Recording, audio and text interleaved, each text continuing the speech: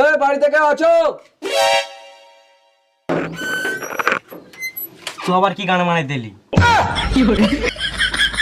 এরকম তো 10-12টা ছেলে এনেছিলিস, কারো তো পছন্দ হলো না, শুধু শুধু মিষ্টি আর সিঙ্গাড়া খেয়ে পালিয়ে গেল।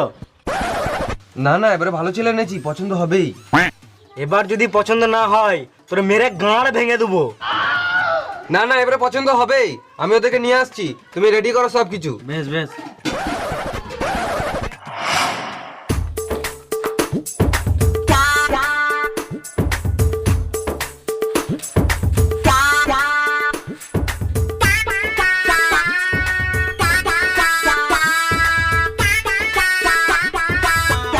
কেমন আছো?